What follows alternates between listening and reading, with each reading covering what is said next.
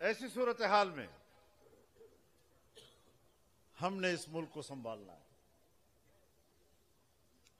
اور تمام حزب اختلاف اس بات پر متفق ہے کہ ناجائز حکمران کی حکمرانی قبول نہیں ہو سکتی، نہ آج کی ہوگی اور نہ کل کسی دوسرے کی ہوگی۔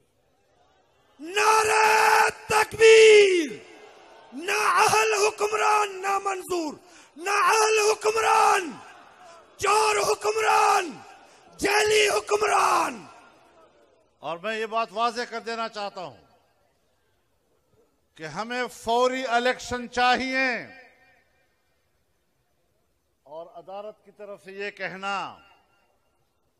کہ پارلیمنٹ قانون سازی کرے، عدالت کا حکم سر آنکھوں پر، لیکن یہ جعلی پارلیمنٹ اس قسم کی قانون سازی کے حقدار نہیں ہو سکتی۔ نئے الیکشن کرائے جائیں، عوام کی حقیقی نمائندہ پارلیمنٹ وجود میں آئے اور پھر وہی قانون سازی کرے۔ اس پارلیمنٹ کے اندر یہ صلاحیت نہیں ہے، اس کے پاس قوم کا وہ مینڈیٹ نہیں ہے، قوم کا وہ اعتماد نہیں ہے کہ یہ پارلیمنٹ بیٹھ کر فیصلہ کرے گی اور قانون یا آئین میں ترمیم کی بات کرے گی۔